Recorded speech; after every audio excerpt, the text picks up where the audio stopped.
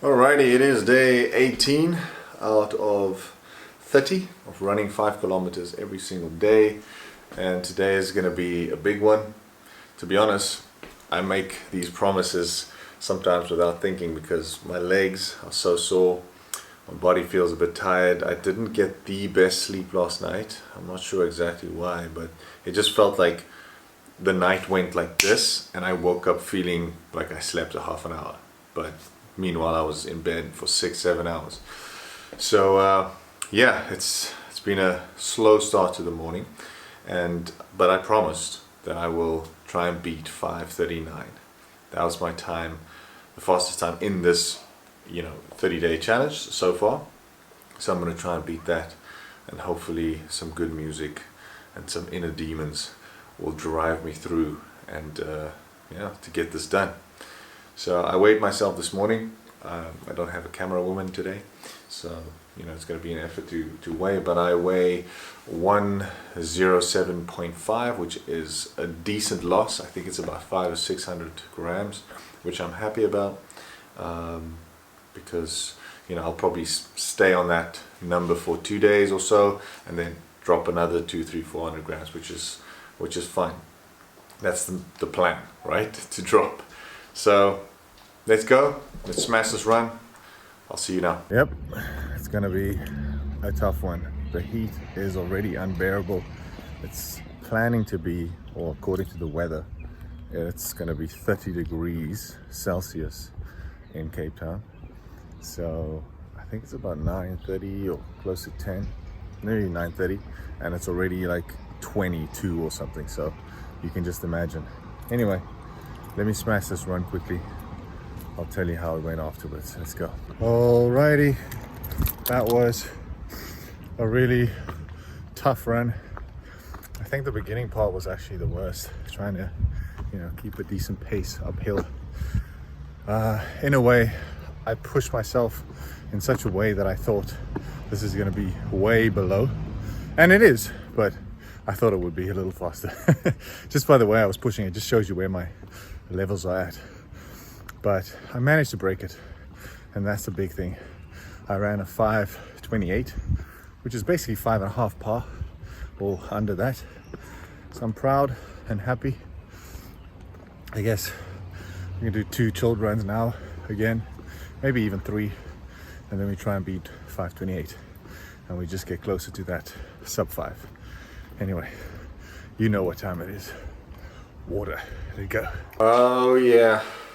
It's that time, the best time of the day, to be honest.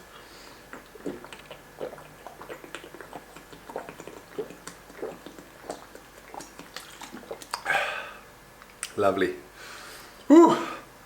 Quite happy with the time actually, now that I think about it, now that I got quiet and settled down. I think I told you before, if you are a subscriber for a while, that I ran a marathon in November. Barely made it. Like, it was probably 8 pace, to be honest. It was terrible. I got cramps. I had to stop. I had to stop along on the 21 mark to go to the toilet.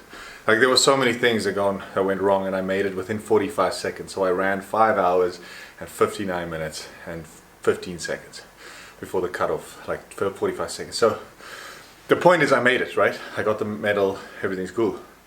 But one thing I can tell you, if it wasn't for the water and even the friends that I made along the way, because they obviously saw I got cramps and stuff, and then people would give me cream soda, which is like a fizzy flavorless drink, lots of sugar in it, and some water with Enos, which is basically for heartburn and obviously cramps, but there's lots of magnesium in it. Like, a lot of people helped, so it's just, without that and without water, and it would have been impossible. So 5 is fine. 5 kilometers without running, without taking water while you run is fine. As soon as you go further, 10 potentially you can get away with, but 15, 20, 30, you have to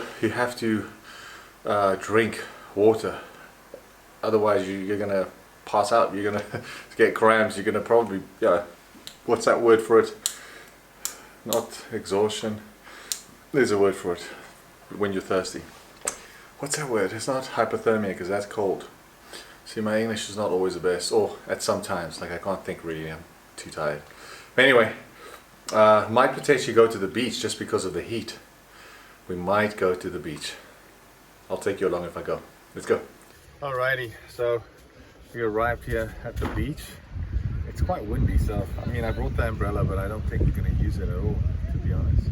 This is kind of how it looks. Very chill, very isolated place. It's not as busy as Clifton, but definitely, yeah, you can feel the sun on your skin, which is quite nice. I can feel it's going to be a goodie. Let's go. Alrighty, so we are back home, chilling in front of the laptop. Super hot. It's just extremely hot here in Cape Town. Fans are on, ice lollies are working. These you get from Spa. So if you are South African and you are chilling in Spa, these little ice lollies go for, what's your calorie? 5. I think it's 10 for both. Oh, it's 10 for the, because it's a big one, and then you kind of split it in half, so it's one long lolly. Yeah, that's about it. I'm gonna skip legs today purely just because I really smashed it on the road, and no, I'm not gonna skip legs. Sorry, let me rephrase it. I'm gonna reschedule. All right, so I'm gonna do that tomorrow. I also have a shoot tomorrow that I have to do, and then one of my friends are coming to stay over for a night, so potentially show the shoot, like some behind the scenes, and then it's just a casual test shoot really for it has to do with the move to England. It's quite necessary that I do that. And then the other thing is Sunday morning, so I'll obviously run in the afternoon, but the morning I'm going to do a hike with my mate. That's why he's coming to stay over, because we want to get up early in the morning, go for a hike, nice little coffee, breakfast, things like that. So yeah, that's about it really. You know, beach was quite nice, quite hot. Like I said, I didn't get too tan because the thing is with the shoot tomorrow, I don't want to actually overdo it and then just look like I'm red faced. But I felt like, you know, a little vitamin D is always good for your skin. It just makes the pictures look a little better. But it got quite windy later on, so all the sand was blowing into my ears, which I don't normally actually enjoy. But yeah, I am grateful for all the views and the support that I'm getting on these runs from you guys. I really appreciate it. So if you do watch it all the way to the end of this video, I don't know, you can just comment like, it's a pleasure, mate, or something, to know that just to let me know that, you know, you're one of those that actually watched the video all the way to the end, and yeah, that will mean a lot, or not will mean, it does mean a lot already, because sometimes you make videos and you know the whole, you know, YouTube algorithm, right? You have to have a hook, so people are hooked, and then they have to watch it and stay entertained throughout the thing. Like I've done that whole thing, but I just decided, again, just documenting my life. I'm watching this documentary of Kanye West, right?